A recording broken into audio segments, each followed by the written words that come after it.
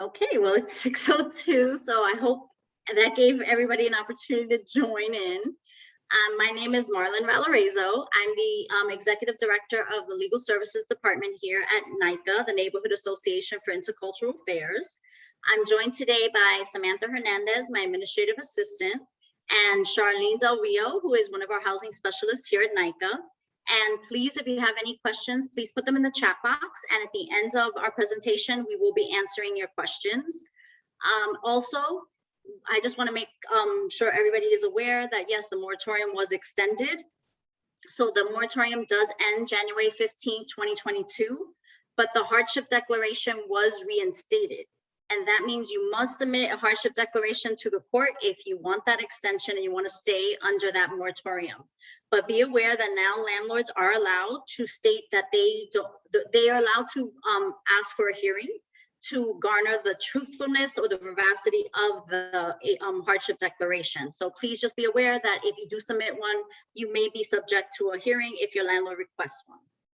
But now I'm going to go right into ERAP, so we can discuss all the new things going on with this program. So ERAP is the Emergency Rental Assistance Program. I'm sure everyone has heard. It is to assist tenants who are unable to pay their rent as well as utilities. Know that you can only ask for utilities arrears if you also owe rent arrears. So I just want to make sure everybody knows that. Also, we did say it was for tenants who are low income, but as of last week, they also did create a hardship fund. And the hardship fund is about $125 million. And that will be state money, which will be set aside for those people who have a hardship, but fall between the 80 and 120 AMI, area median income. That means those people who earn between 66,000 to 100,000 for a family of one would be eligible now for those state funds under the hardship ERAP funds. So just be aware that though it was under only 80 AMI previously, they have extended it and added state funds so that those people who have a financial hardship and earn between 80 and 120 AMI are also eligible now. Unfortunately, homeowners do not qualify. You must be renting. But you can be renting a co-op or a condo, but you must be the renter in the co-op or condo. I like to make that clear because I've had a lot of people who are co-op and condo owners, and unfortunately you don't qualify, but you can try and do a one-shot deal. Tenants who are doing ERAP are required to complete a portion of the application. Now, landlords are also required to complete another portion of the application. I will tell people, do not let that stop you if your landlord tells you that they're not going to complete their portion, because as long as you complete your portion, you can be approved based on your portion of the application, and they will hold the funds for 180 days, and it will also prevent your landlord from evicting you or taking you to court. So please do not hold that and stop that. Use that as a reason to stop doing the application. As well, 125 million was set aside for landlords, specifically for those who have tenants who have vacated owing arrears, as well as tenants who are not cooperating in doing ERAP applications. So if you're a small landlord, know that there are funds out there and you can apply for ERAP, and they have that money set aside for those landlords who have tenants who are not cooperating in doing their applications, which I know a lot of landlords were very happy to hear because some tenants have vacated owing arrears. Okay, what will ERAP pay? ERAP will pay up to 12 months of rent arrears, as well as 3 months of prospective rent, which is future rent, but only if you're eligible. And to be eligible for those future 3 months, you have to be paying more than 30% of your income towards rent. So sometimes I've had a couple of clients who've actually been approved for it without even requesting the future rent. So we've actually had clients get approvals and get extra money, and they were like, we didn't request this extra money, but they were approved by LTDA because they saw that they were paying more than 30% of the income towards it. Also know that any approval monies for utility or for ERAP will go directly to the utility company or to your landlord, and that the tenant is not required to pay it back. It is a grant. But if you commit fraud, and that's why they have this really a lot of information there. If you commit any fraud, you may have to pay it back. So please just be truthful and give all the information as to the best of your knowledge. Also, you do not require to have a social security number. So if you have, don't worry about your immigration status, please apply for ERAP. I just want everybody to know that. So yes, the payments will be made directly to your landlord or to your utility company. And as far as the time frame, I let people know right now there is no, the time frame we were given was 17 months, but it's basically until the money runs out. So just apply, apply, apply. I keep urging everyone. I want everyone to apply. And yes, I have the income eligibility, which says under 80 AMI, but remember that now they have extended it and increased it for that the hardship funds for those people between the 80 AMI and 120 AMI. So also that's a new group of people that can apply for this program. So they're trying very hard to make it open so that everyone can apply and get assistance. So I will say that when you're proving income eligibility, just make sure that you have all your documents when you first start this application. When you go into the portal, you're going to see that you can apply and create a username and password. If you do that, you have the ability to not only create your account, you can resume your application, which means you can start your application, save it, and resume it at a later time. If you do not create an account, which is fine, you will not be able to resume your application, which means you must do the application in one sitting. So that's why I tell people, make sure you have all this documentation. So for proof of income for you and everyone in the household who's above 18, if they're 18 in a full-time student in college, they do not have to prove income, but anyone else who's not full-time student in college would have to prove their income. So make sure you have all their proof of income, their pay stubs, their W-2s. We want to make sure you have all this information and documentation on you. Make sure that you have proof not only of their income, but their socials, their birth certificates. You want to make sure you have every single document before you start the application. And I tell you that because once you start the application, if you do not have an account, you cannot resume it, which means that if, let's say you have to stop to call someone to say, oh, I need your birth certificate and social, and you get dropped out of that application, you're starting a brand new one. So I implore everyone, please make sure you have every document you need, birth certificates, socials, pay stubs, that you have your lease in front of you. If you owe utilities and you're requesting utility assistance, have your utility bill. They're going to need your account number. Just make sure you have every document prepared. Once you're ready, you go to the portal, which is the newyorkrenthelp.otda.ny.gov, and then you'll start your application. Now I'm going to walk you through each page very quickly. We're not going to spend tons of time just because I want you to see what they look like. So the first few pages will be all your information. It'll ask who you are. It'll ask you basic questions like your name, your date of birth, your age, your gender. If you have a social, yes or no. If you do, you provide it. If you do not, it's fine. Only the applicant needs to submit a proof of identification. So you give them a copy of whatever documentation you have for ID. So example, some people have driver's license, some people bring passports, some people just have the New York City ID. That is fine. You'll give all this information. It'll ask you your ethnicity, your race, what language. That's important. So you will be getting your information from OTDA in the language that you choose. So if you want your correspondence in English, Spanish, any language, you will let them know. And that way they can correspond with you in that specific language. You'll let them know if you're leasing, if you're not, if you're an SRO, if you're a month-to-month tenant, if you have a lease for a year or less. You'll make sure you let them know if you're employed, if you're a student. So all this information has to be submitted inside of the application. You also explain the hardship. So I always tell people when it says here increased costs, pretty much all of us for COVID had increased costs because if you had to buy PPE or you had to buy disinfectant, your cost increased. If you lost your job, if your hours were reduced, if you had reduced wages, all of that can be seen as well and used in the application.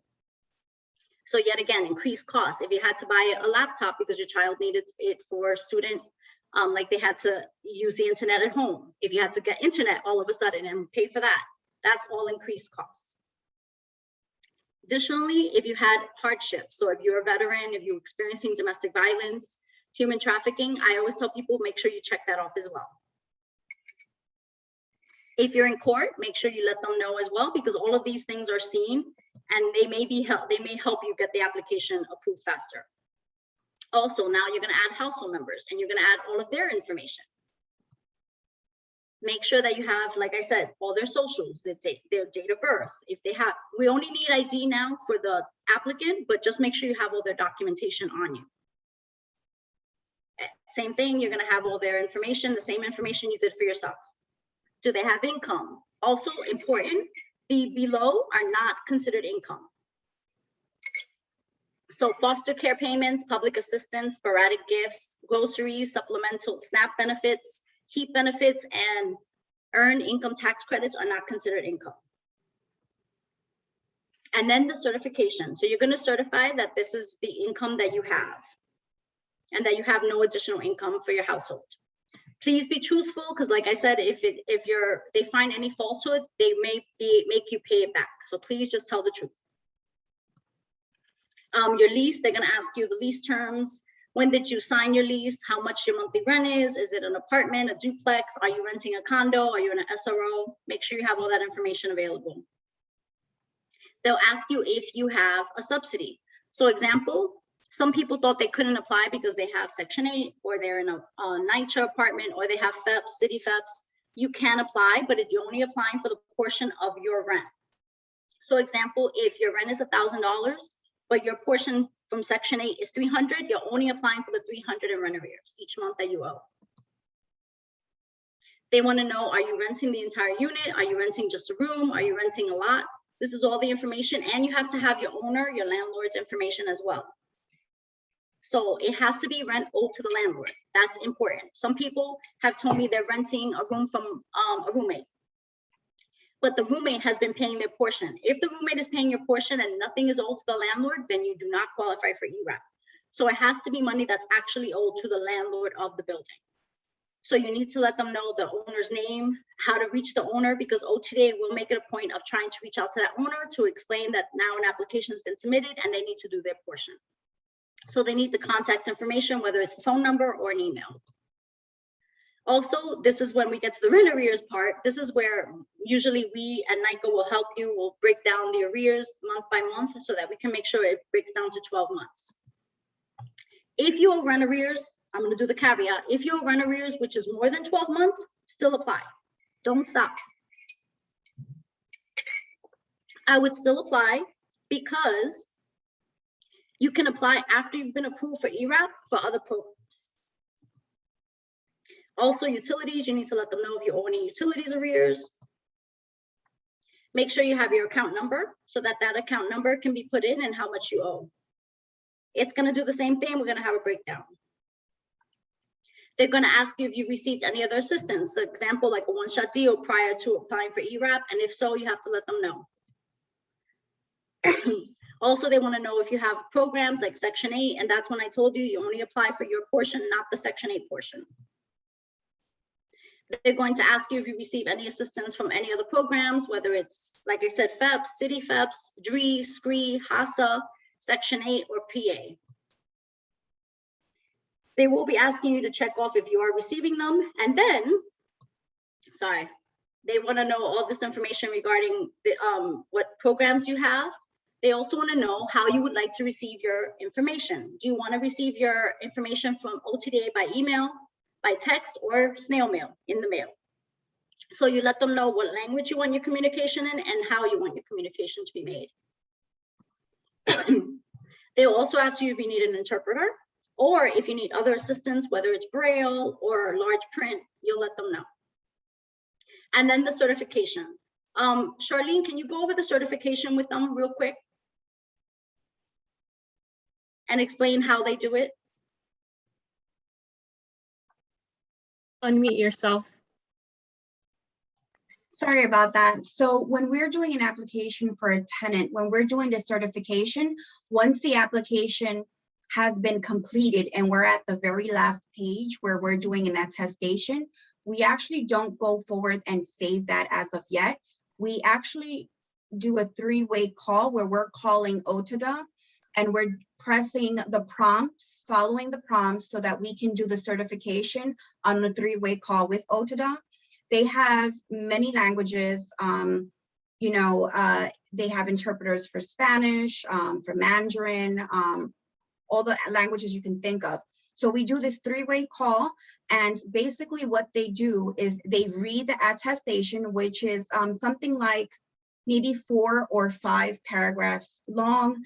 It's basically explaining that the tenant certifies that they live at this address and that if this application is approved, they will go forward and pay rent, and that all the information that they're actually providing is true to their knowledge, and that they acknowledge that, you know, their information will be used to basically, you know, basically do a background check to make sure that everything checks out. So this is done over the phone. I can estimate, it is a little time consuming, but it is definitely well worth it. Takes an average of anywhere from about, I would say 20 minutes to complete over the phone. And, you know, OTIDA is very helpful and patient. And once this is completed, you can then submit the application, and right then and there, they can confirm whether they can see the application with your date of birth on their actual computer system. So it's actually very helpful. It gives you a peace of mind that it's actually been done. And aside from doing it this way, sometimes if actually needed, you know, we can do application certifications in the office as well. It's fully read to the tenant takes their time to read it, and it's also notarized. It's very important because, again, this is just stating that everything is confirmed, everything is said to be true, and that's the applicant certification part. Thank you. Yeah, I wanted her to go over that because it is intricate. It takes about 15-20 minutes just to read through it. Yeah. Yeah. So now we have the part where we upload documents. If you're computer savvy, you can take pictures of it and send it to us via text. You can scan it and email it, or you can fax it. But if not, we do have appointments and you can come in person and we will upload the documents for you. So I encourage people, reach out to NAICA. We'll help you with uploading. So we have our information at the end and we'll let you know how to do it.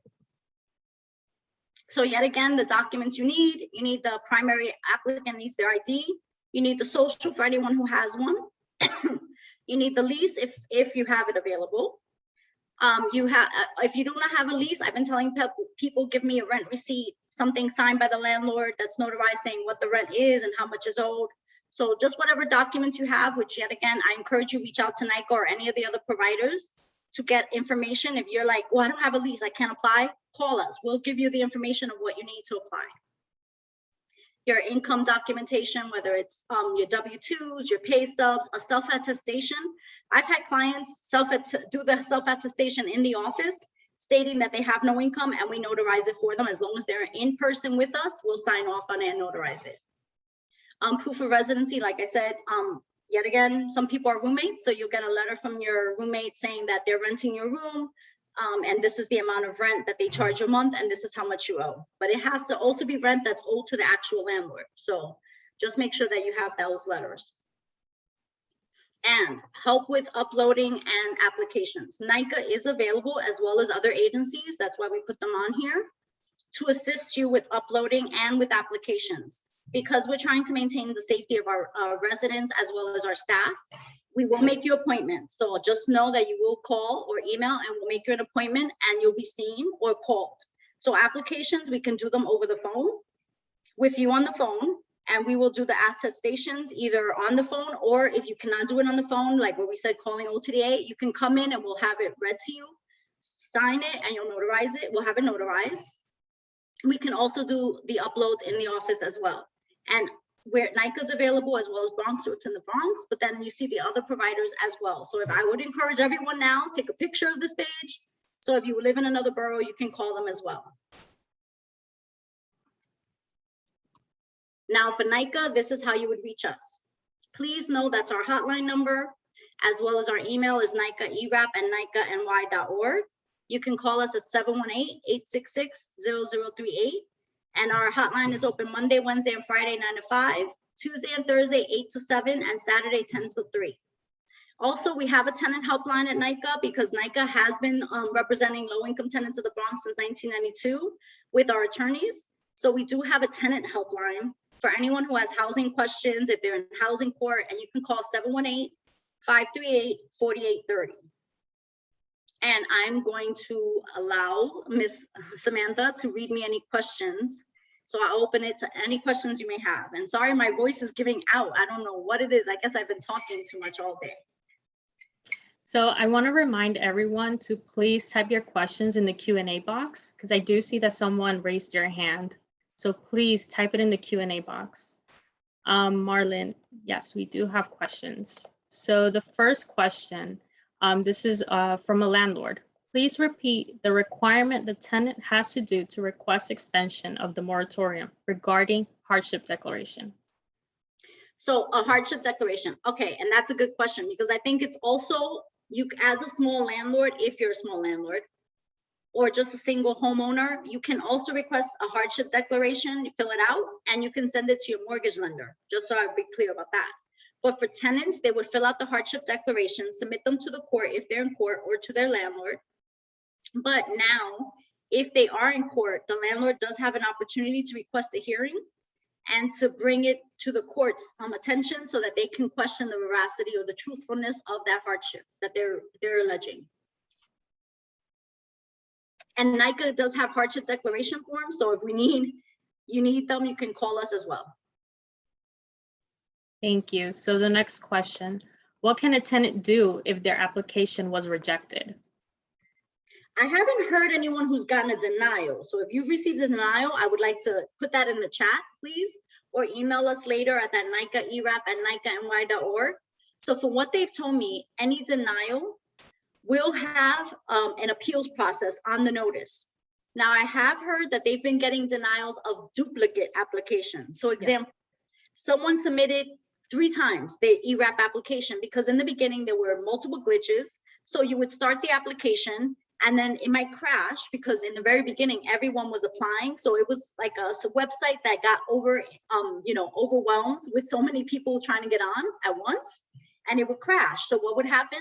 You would start a new application. And then maybe you didn't have all the information, so you couldn't finish it. So you would start a new application the following day. Some of those people have been receiving denials on the multiple applications. So they haven't gotten a decision on the main application that was completed, but on the ones that were never completed, they're getting denials on that. But every denial, if it is a true denial, should have an appeals process. I think we should also mention about if they want to apply for one-shot deals. Mostly they would have to do an ERAP application first. If they get a denial, then they can use that to apply for a one-shot deal. So like I said earlier, even if you owe, let's say 20 months of rent, but ERAP obviously is only for 12 months of rent arrears and 3 months prospective rent, I would still say apply. And then when you get the approval for the 12 months, those 8 months that are remaining owed, you can then apply either for a one-shot deal, or we've had people doing city FEPs, all these other programs for the remaining balance. So please make sure you apply for ERAP first. And then once we have the approval, I had the other day someone who came with an approval. I reached out to Homebase to see if they could process the city FEPs for this person. And they said, yes, we sent them the approval and they went forward, made it the tenant an appointment so they can now process the city FEPs for the remaining arrears as well as the ongoing. Yes, Marlon, I just wanted to piggyback on what you were saying. This is correct. I've done this for a couple of my clients already, where they're being approved for ERAP, they're having a balance. As long as you take that approval letter and you can take that to HRA, you can do a one-shot deal, you can apply for charities. So there are other ways to resolve the remaining balances. So it definitely is worth it to apply. And I just wanted to make sure that everyone is aware that when you are starting an application, you go onto the website, you have all your documents in front of you, you're starting to do the application. The very first page that you're going to hit the save button, that very first page, once it saves, will produce a confirmation number. Most people won't see the confirmation number, and it's very critical that you pay attention. You can take a screenshot of it, you can write it down. This confirmation is proof that you are completing and will eventually submit an ERAP application. And this is the confirmation number that you will need to provide to your landlord so that he can do the second part of the application. So a lot of the times when people are doing the applications, they'll go through the different tabs and not notice that on the top side It's usually on the, I think it's the left-hand side, but it's on the very top. Once you save the application from the first page, you will get a confirmation number. You will also get a confirmation number when you save the very first page sent directly to the email that you have provided on the application. So that's also another thing to pay attention to. So a lot of people, you know, aren't always aware of that. And also, I just wanted to mention, when you are doing the application, there are a couple of tabs that you're going to go through. Once you've done the applicant certification, which again is the one that you either have to call in on OTDA to attest to, or you're coming into one of our program NAICA offices to sign the attestation and notarizing it. So once you've done that page, please make sure you scroll all the way to the bottom and say, yes, I attest, by filling in the bubble and also writing your name. A lot of people get to this page, will do the attestation, read it through, not click off on the yes and submit it. What happens is, if that occurs and you don't press yes and you don't submit it, and you continue to the next tab, which is uploading your documents, you would not have submitted your application. How can you check? If you go back on the website where it says check application status, and you put in your confirmation number and you put in your date of birth, you will see the confirmation number and the date of birth will pull up an application, but there won't be a date on it. So what happens? It means you did an application, you didn't finish. So it's not complete, it doesn't fully exist. So once you actually press yes, submit it and save it, when you go back and on the actual website, on the top left side of the website, on the first page, it will say check application status. Once again, you put in your confirmation number, your date of birth, and it'll produce an application with a date. That is 100% how you know you submitted the application. And I only say that because time and time again, you know, when we're sitting down with people, when we're speaking with tenants, it happens, you know, and weeks go by and they think they actually did an application. So please be aware. Yes, and you also get a confirmation for every document you upload as well. Write those down. So write your application number down, take pictures of it, write your confirmation numbers down. So if you upload a lease, that confirmation number, save it. If you upload each birth certificate separately, write down all those confirmation numbers, and we will do it for you. So example, if you made an appointment and you came in and we're doing your upload, we will make sure that we write down all those confirmation numbers, and we'll either email it to you or we'll call it to you and say, here's all the confirmation numbers for each document. Because sometimes OTDA will call you back and say, oh, we didn't get your lease. And you'll say, wait a minute, here's my confirmation when I uploaded it on September 8th at 8 o'clock, here's my confirmation number. So we tell everybody, just make sure you maintain things, because like there are glitches and sometimes, you know, the internet could be tricky. So just please make sure you keep track of every single thing. Also, I know that some people, I was telling Samantha earlier to put in the chat box, some people had questions regarding their citizenship status. You do not have to be a citizen to apply for ERAP. But if you have any questions regarding it may cause a problem for your citizenship application, just please call the public charge hotline. I'm gonna ask Samantha to put it in the chat, but the public charge hotline is 1-800-354-0365. And that way you can just ask questions regarding the public charge rule and if this will affect, you know, any issues if you apply for ERAP. I don't believe it will, but I wanna make sure that, you know, you get the right information. Are there any other questions? I just need 1 second to type in the phone number. I do see that people are raising their hands, so please just type your questions in the Q&A box so we can read it out loud.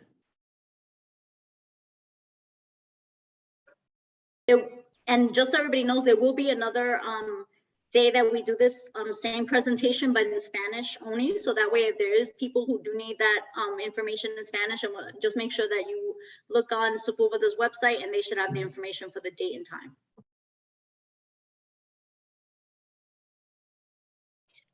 Well, Sam, while we're waiting for Sam to just follow up on the questions, I also wanted to note that when you're doing the ERAP application, you're applying for rental arrears as well as any arrears accumulated with Con Edison.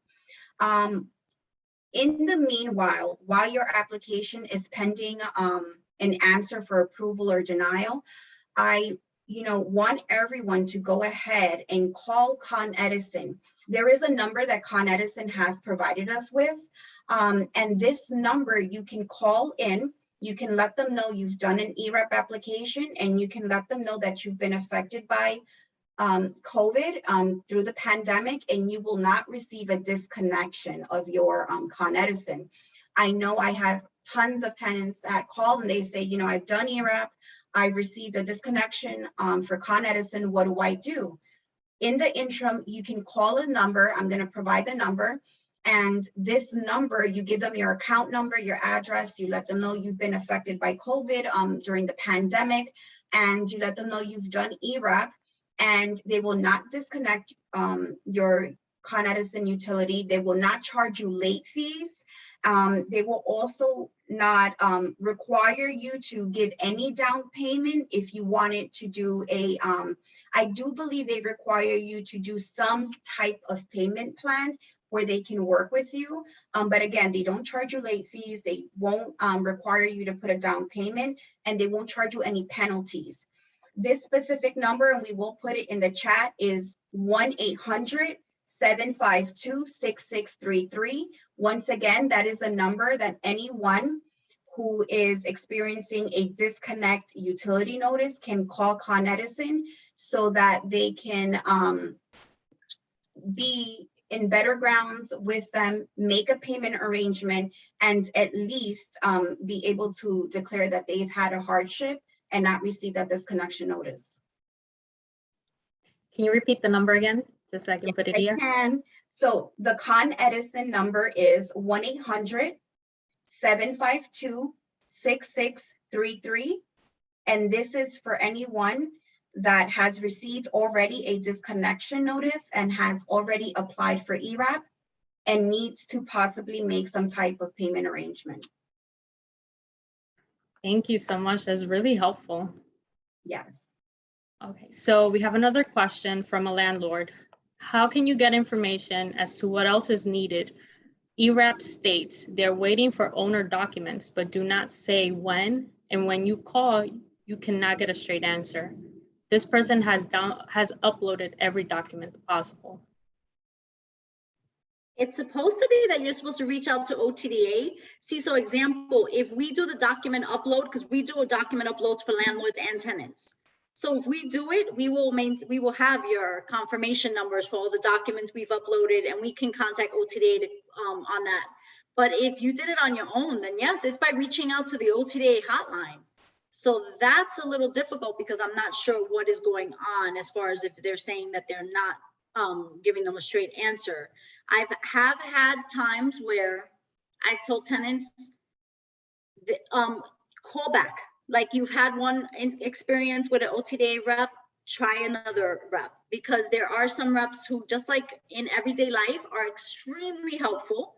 And then you have some who are just like, I don't know.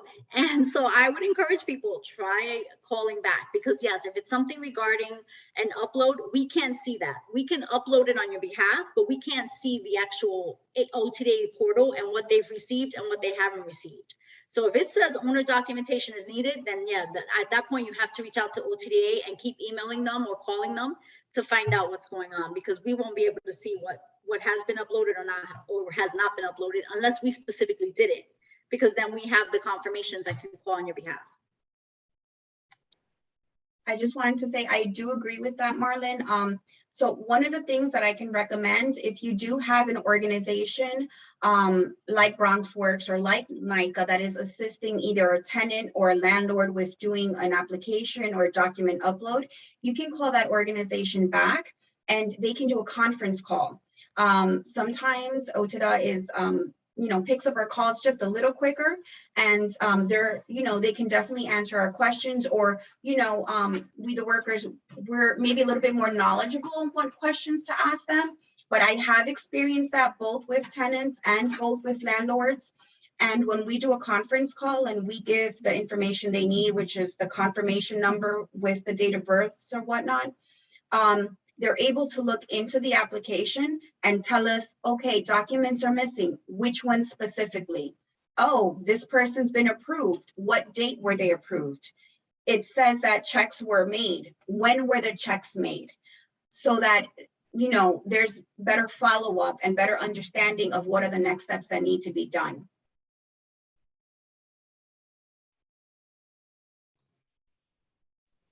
Thank you. Marlon, do we have an email for OTDA? Well, it's the For the New York- landlord to email them, since you mentioned it. well, That's I what they're mean, asking. they have to go into the regular email address. But what they can do is, why don't they call, like I said, if they need assistance, they can call one of our hotlines and maybe we can make them an appointment just to be seen, so that we can have, like she said, a conference call with the OTDA rep.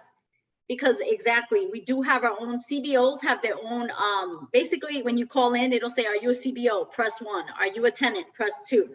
So CBOs like NAICA will have their own extensions of what we can call. And like she said, sometimes they will give us a little bit more information because they know that we are assisting. And we're one of the providers that's been funded to assist tenants and landlords.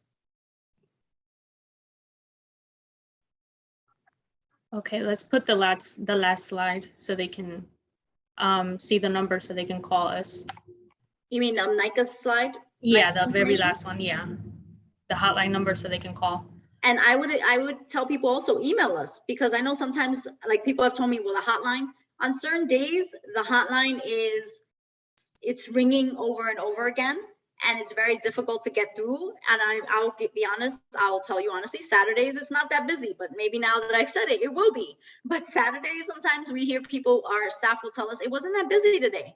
But on weekdays, it can get very busy. So you may want to email and say, hi, I need information and I need someone to call me back, or I need you know, an appointment. You may get through easier via email.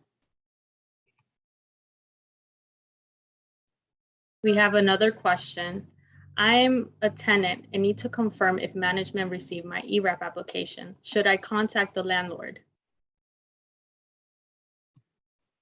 Once they've submitted it, if they've given the landlord's information, whether it's their phone number or email address, OTDA should reach out to them. So it's not technically the tenant's responsibility. It's OTDA's responsibility to actually reach out to the landlord. But if you have a good relationship with the landlord and you would like to reach out to them, that's fine. I've had tenants call me back and say, my landlord told me they're not even going to do their part of the application. As long as you've done yours, it's submitted. Like I said, if the landlord refuses to comply, then OTDA will still look at your application. And if it gets approved, it gets approved, and they will hold the money for 180 days and try to pay the landlord as much as during those 180 days. But if the landlord still refuses, it still protects you. So that's why I tell people, you're still protected if you do the ERAP application. So please do the application. Don't worry about if your landlord tells you, I'm not going to do my portion. Just do it.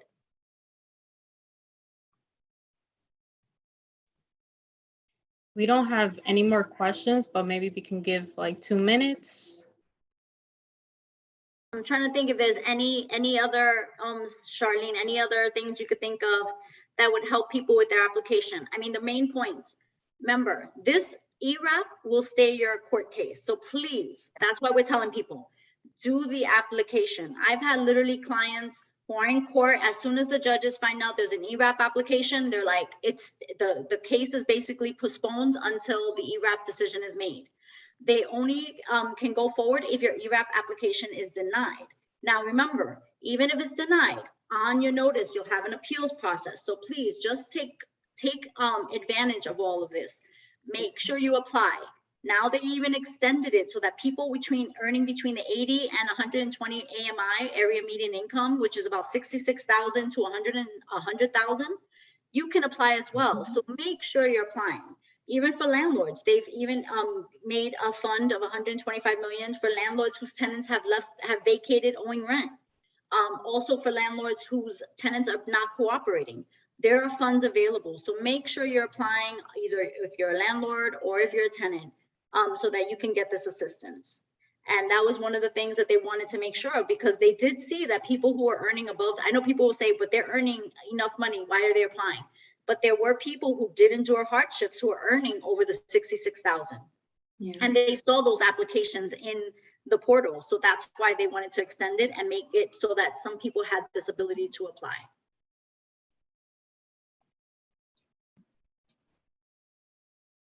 Charlene, is there any other caveats you could think of that we need to tell them? I know, like you said, the confirmation numbers, making sure you take pictures of your application number. If you want to give your landlord your application number and your date of birth, that is your choice. So that way they can proceed, but OTA will be doing that on your behalf. But just in case, if you want to move the process along, is there anything else that you can think of that would enhance the experience for the ERAP application? I'm trying to think. I mean, this application, it's very friendly. It can be done online if you're computer savvy. If you're not, you can do this over the phone, even directly with OTDA. You can do it with any of the organizations that have been contracted to do it, such as NAICA.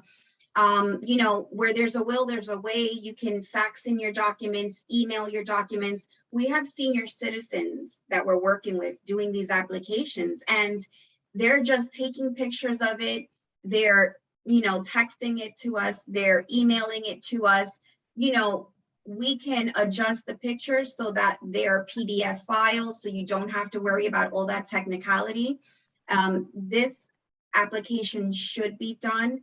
It's an application where either way, there is a result. If you get approved, that's a fabulous result. If you get denied, then you know you can go forth and do a different type of application, like we said before.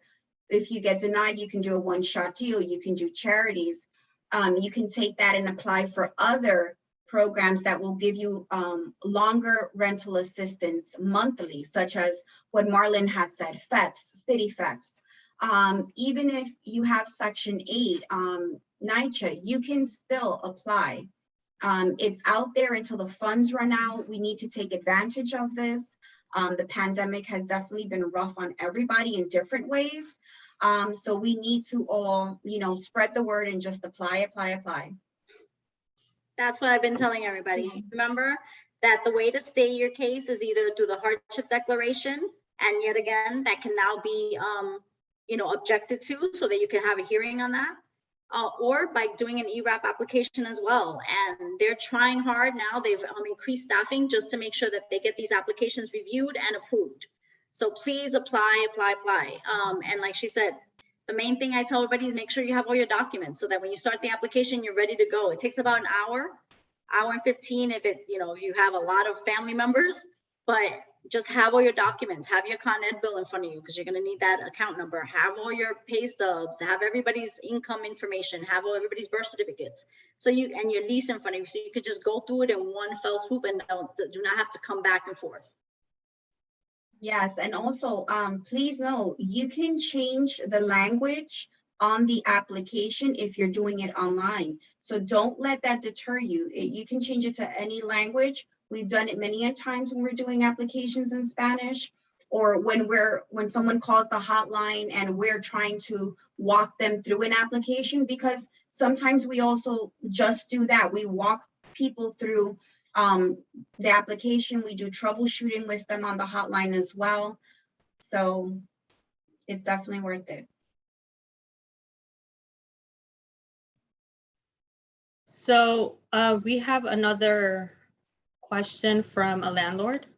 So it says here on the website, under legal entities, there is an action request stating view or transfer. What does this mean? It says once all owner numbers are accepted to transfer, your account will be deleted automatically. What is this? I'm not sure what to do. I'm going to say the same thing. That's someone who should email us so that we can sit specifically with that person and go over it, because listening to it, it's very difficult unless I have the application in front of me.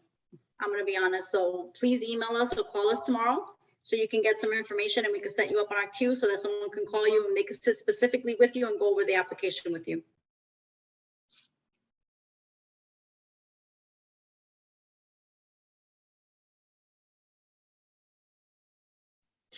Again, if you're raising your hand, please type your question in the Q&A box so we can read it out loud.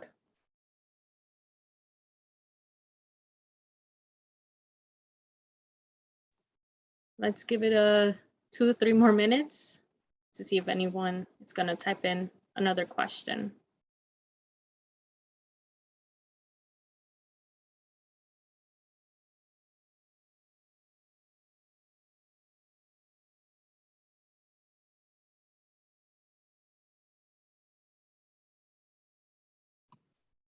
No?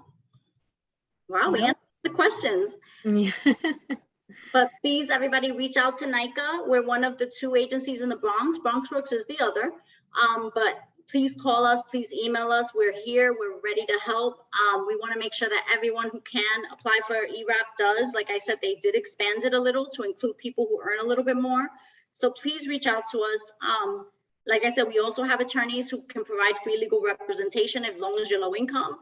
You can call our legal helpline at 718-538-4830 to be in contact with one of our attorneys, and they can give you information regarding if you have a question about your lease or a question about your housing court case, so that maybe we could even provide you free legal representation. So please reach out to us as well if you need legal assistance. And if you need anything regarding ERAP, call the hotline 718-866-0038. But if there's no other questions. Yeah, I think that's it. There are no more questions, and I wrote down the phone numbers in the chat box for everyone to see. I want to thank Senator Sepulveda for having NAICA here to present today. And like I said, we will be providing the same presentation in Spanish next week. So please look on their website to find out. And you can also check NAICA's website. I'm sure we will be putting it on our social media as well to make sure that you know what day that we were providing this in Spanish only. They're saying thank you to us. You're very welcome. And thank you, Charlene and Samantha, for all your help. And thank you, like I said, to Senator Sepulveda's office for allowing us to present today. No problem. Thank you. Thank you very much, everyone, and have a good evening. Have a very good evening. Thank you. Good night. Good night. Bye.